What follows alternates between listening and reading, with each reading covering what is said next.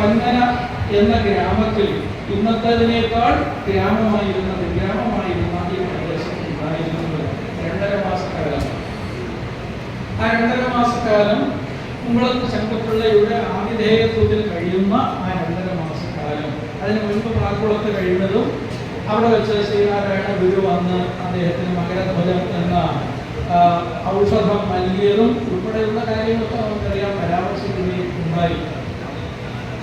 എന്തുകൊണ്ട് കുമ്പളത്ത് ശങ്കപിള്ളയുമായിട്ട് അദ്ദേഹത്തിന് ഒരു ആത്മബന്ധം ഉണ്ടായി എന്ന് പലരും ചോദിച്ചപ്പോൾ ചട്ടമ്പിസ്വാമികളെക്കാൾ 25 വയസ്സ് പ്രായം കുറവുള്ള ആളാണ് കുമ്പളത്ത് ശങ്കരൻ. ആരണവരായിരുന്നു എന്നും ഞാൻ അറിയുന്നത് കൊണ്ടാണ്.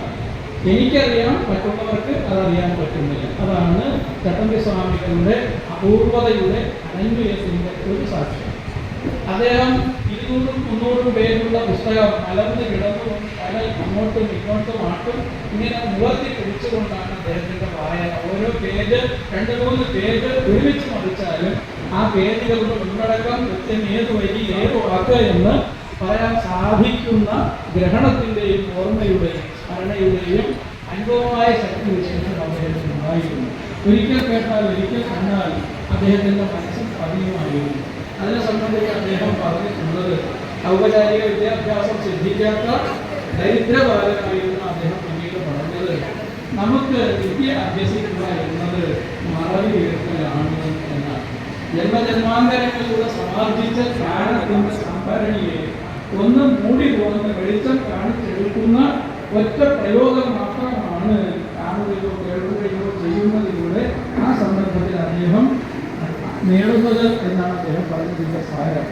അങ്ങനെയുള്ള ആ ചട്ടമ്പിസ്വാമികൾക്ക് വിദ്യാധിരാജനെന്നും ഷൺമുഖദാസനെന്നും ഭട്ടാരകനെന്നും സകല കലാവല്ലഭനെന്നും പരിപൂർണ കലാനിധിയെന്നും ഒക്കെയുള്ള നാനാവിധമായ വിശേഷണങ്ങൾ നിരവധി ഉണ്ട്.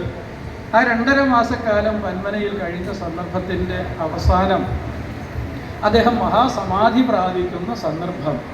ഇന്ന് ആ മഹാസമാധിയുടെ 102-ാം വാർഷിക ദിനമാണല്ലോ.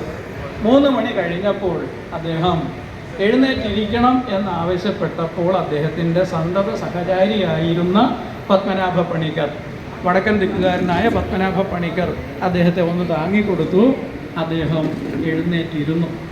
എഴുന്നേറ്റിരുന്നതിന് ശേഷം പത്മാസനസ്ഥനായതിന് ശേഷം 2 കൈകളും പിണച്ച് ആ തുടകൾക്ക് മുകളിൽ വച്ചിട്ട് അദ്ദേഹം സ്വസ്ഥനായി ദീർഘവിശ്വാസം ഉതിർത്തുകൊണ്ട് കൺമിഴിച്ചിരുന്നു.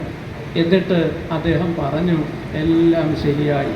ചട്ടമ്പിസ്വാമി തിരുവടികളിൽ നിന്ന് അവസാനമായി പുറപ്പെട്ട 2 വാക്കുകൾ എല്ലാം ശരിയായി എന്ന വാക്കുകളായിരുന്നു.